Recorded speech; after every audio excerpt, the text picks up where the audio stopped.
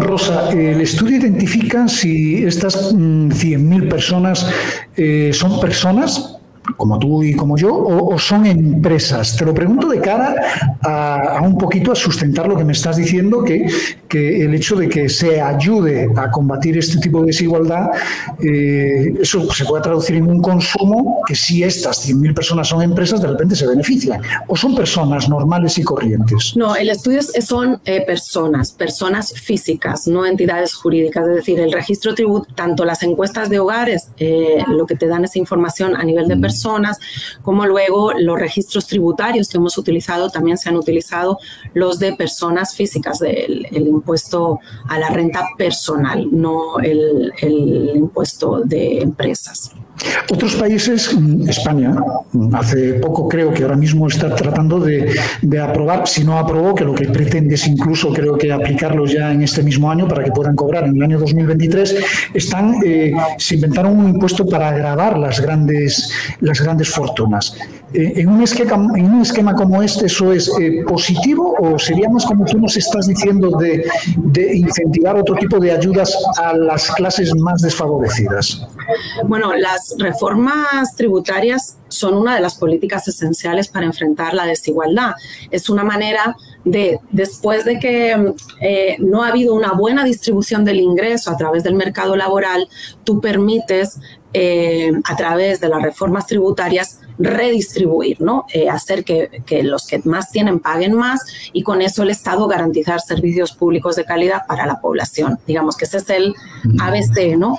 Pero definitivamente que no son las únicas. O sea, reformas como esta de los impuestos a la riqueza se han desarrollado ya en toda América Latina, en Europa, se están haciendo en Argentina, en Colombia, en Chile, ¿no? Ya es parte de lo que se está discutiendo, pero no es lo único. Es decir, esto es un tema pendiente en el país y que definitivamente va a haber que abordar, no solo por hacer pagar a los que más tienen, sino también por tener ingresos suficientes para garantizar mejores servicios públicos. Pero además de esa política, es esencial la reforma del mercado laboral, porque... o sea, por un lado tenemos el tema de reforma fiscal que va a ayudar y por otro lado el tema de reforma laboral, ¿no? Por supuesto, las reformas laborales son esenciales en términos de desigualdad.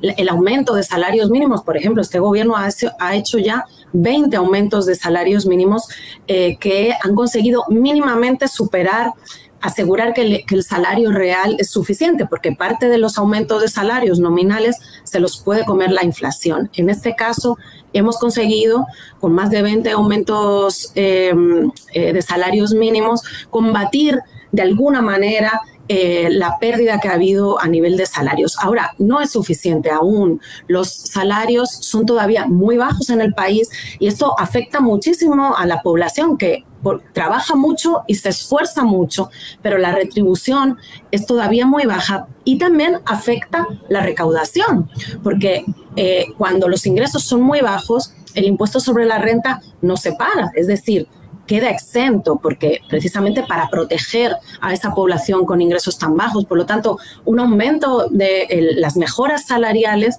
benefician a la población y, por supuesto, también hacen que se recaude más. Y eso lleva al siguiente paso esencial, que es garantizar mejores servicios públicos universales para toda la población y de calidad para combatir otras brechas que también llevan a desigualdades estructurales como las de estudios, las educativas, las de salud, las de género, con políticas públicas. Y el tercer componente de políticas que hay que empujar es, evidentemente, enfrentar la corrupción y eficientizar la calidad del gasto público, el gasto público, que son también políticas que se han priorizado mucho en el gobierno. Siempre es un reto, siempre hay más que hacer, pero es un componente esencial para que lo que se recaude se gaste adecuadamente en políticas públicas que lleguen a la población. Este compendio, estas 4 líneas de trabajo, como es mercado laboral, reforma fiscal, servicios públicos de calidad y combate a la corrupción y mejora del gasto público, son políticas esenciales que se están poniendo sobre la mesa para seguir desarrollando y seguirlas fortaleciendo y reducir estos niveles de desigualdad que nos hacen vivir en una sociedad fragmentada a todos y a todas, y eso no le conviene a nadie. Los resultados de aplicar estos 4 objetivos tan básicos, me imagino que no se ven a corto plazo, se notan más a largo plazo, pero ¿cuándo uno puede empezar a percibir algún tipo de mejora? ¿O ya los estudios lo empiezan a reflejar? Bueno, ahora mismo, según los datos oficiales de desigualdad, se miden anualmente y se suelen medir con el índice de Gini y en base a los datos oficiales que son con encuestas de hogares.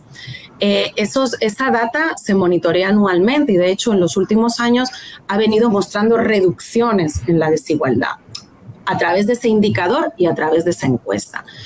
Con esta medida alternativa que estamos poniendo sobre la mesa, también desde el gobierno dominicano vamos a mantener una medición constante para poder monitorear las mejoras que vamos teniendo o no en el avance de la lucha contra la desigualdad.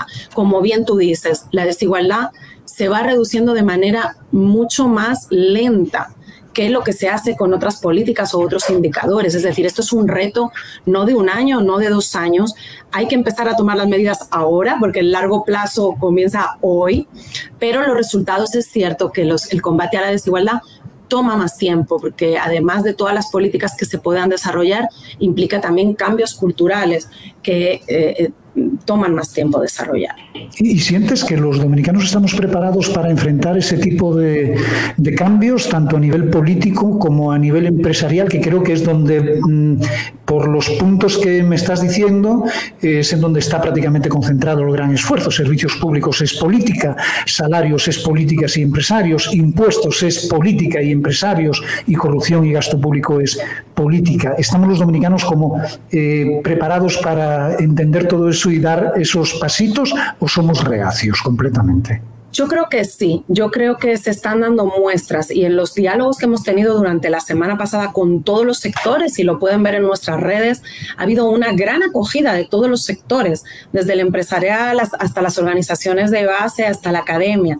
Es cierto también que eso es un proceso más arduo, luego cuando se tiene que definir la política específica, ya los intereses empiezan a afinarse mucho más.